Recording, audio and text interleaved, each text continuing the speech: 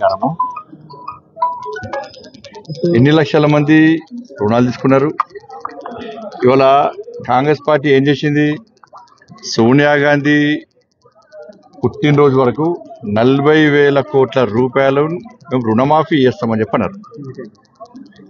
ఎవరు? కాంగ్రెస్ పార్టీ. శాసనసభలో ప్రవేశపెట్టిన బడ్జెట్లో ఎన్ని వేల కోట్ల రూపాయలు కేటాయించారు? 26,000 కోట్ల రూపాయలు కేటాయించారు. వాళ్ళు ఖర్చు పెట్టింది ఎంత?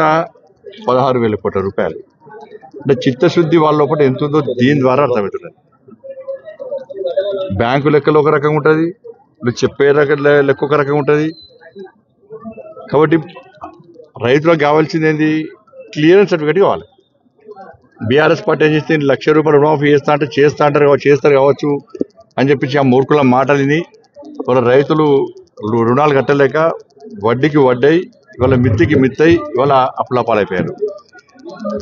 ఈ దగాకోరు కాంగ్రెస్ పార్టీ వచ్చినాక వీళ్ళు చేశారు, వీళ్ళు 2 లక్షలు రుణమాఫీ చేస్తా అంటే వీళ్ళు చేస్తారు కావచ్చు అని చెప్పి మళ్ళీ అదే పరిస్థితి. పైసలు అట్లా ఉంటున్నాయి, అసలు పైసలకు వడ్డీ పెరుగుతున్నది. ఇలా రైతులకు కావాల్సింది మీరు 2 లక్షలు రుణమాఫీ చేస్తారా, 1,00,000 రుణమాఫీ చేస్తారా? ఒక 1,00,000 అంటాడు, ఇంకోటి 2 లక్షలు అంటారు, ఇంకోటి 3 లక్షలు అంటారు. ఇది కాదు, వాళ్ళకు బ్యాంకులోనూ అప్పు తీర్చాలి, క్లియరెన్స్ సర్టిఫికేట్ ఇప్పించాలి. ఇది నిజంగా తీసుకుంటేనే ఇలా మీ పట్ల మీకు రైతు పట్ల విషయం బహిర్గతమైంది. ఇలా 50,000 లక్షలు రుణమాఫీ చేస్తే రేపు వాళ్ళు కనీసం లోన్ తీసుకునే అవకాశం ఉండదు. ఇంటికా, పిల్లల పెళ్లికా, పిల్లల చదువులకా లోన్ తీసుకునే అవకాశం లేదు. ఈ విషయంలో స్పష్టం చేయాలి. రైతుల రుణమాఫీ అనేది ఇప్పటికీ 70% మందికి రుణమాఫీ జరగలేదు.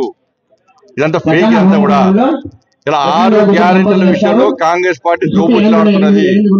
2,500 రూపాయలు ఇస్తానియలేదు, తులం బంగారం ఇస్తానియలేదు, స్కూటీ ఇస్తానియలేదు, నోటిఫికేషన్ ఇస్తా అని చెప్పి 30,000 మందికి ఉద్యోగాలు ఇస్తా అన్నారు. వాళ్ళు నోటిఫికేషన్ ఇస్తా అనేది 12,000 మందికి, 12,000 ఉద్యోగాల కోసమే.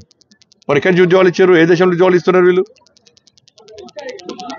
ఉద్యోగస్తుల విషయంలో అదే పరిస్థితి. కాబట్టి ఈ విషయంలో ప్రజలకు వాస్తవాలు తెలుసు. ఏదో వాళ్ళు అద్దాల మేడలో కూర్చొని మేమంతా మంచి చేసుకున్నాం, మాకంతా మంచి జరుగుతున్నది, మా మాయమాటలు ప్రజలు నమ్ముతున్నారు అంటే ప్రజలు అంత అమాయకులు కాదు. రైతులు ఇబ్బందులు ఉన్నారు. భరోసా ఇస్తానియలేదు, బోనస్ ఇస్తానియలేదు, ఏమి ఇవ్వకుండా తూతుమతంగా చేస్తే దాన్ని ప్రజలు నమ్మే స్థితిలో విషయాన్ని ఇలా కాంగ్రెస్ పార్టీ ప్రభుత్వం గుర్తుంచుకోవాలి. ఇప్పుడు బీఆర్ఎస్ పార్టీ మీద కూడా కాంగ్రెస్ పార్టీ రాజీనామా చేయమని చెప్పేసి పెద్ద పెద్ద హోర్డింగ్లు, ఫ్లెక్సీలు కడుతున్నారు కాంగ్రెస్ పార్టీ. ఇప్పుడు ప్రజలకు మీరు రైతులకు ఏ విధంగా మీరు స్పష్టం చేస్తారు?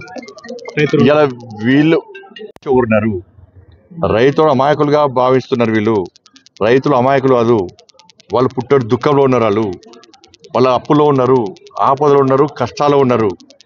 వాళ్ళకు భరోసా కల్పించడంతో పాటు వాళ్ళకు ఇచ్చినటువంటి హామీలను నెరవేర్స్తేనే రైతులు 2 పార్టీలను గుర్తిస్తారు. 2 పార్టీలు కూడా మోసపూరితమైన విధానాల వల్ల రైతులు ఇబ్బంది పడుతున్నారు. వాళ్ళ కేంద్ర ప్రభుత్వము అనేక విధాలు సహకరిస్తున్నది, సబ్సిడీ రూపేణ. కానీ ఇలా 1 ఎకరానికి దాదాపు 20,000కు పైగా కేంద్ర ప్రభుత్వం రైతులకు సహకరిస్తున్నది, కిసాన్ సమ్మాన్తో పాటు. ఇలా రాష్ట్ర ప్రభుత్వం ఏం చేస్తుంది? శ్వేతపత్రం విడుదల చేస్తలేదు. ఎన్ని లక్షల మంది రైతులు రుణాలు తీసుకున్నారు? బ్యాంకులు ఏం చెప్తున్నాయి, మీరే చెప్తున్నారు. ఎంతమంది రైతులకు రుణమాఫీ చేశారు? ఎంత బడ్జెట్ కావాలి? శాసనసభలో ఎంత బడ్జెట్ మీరు రైతులకు కేటాయించారు? ఈ విషయంలో శ్వేతపత్రం విడుదల చేస్తే క్లారిటీ వస్తుంది.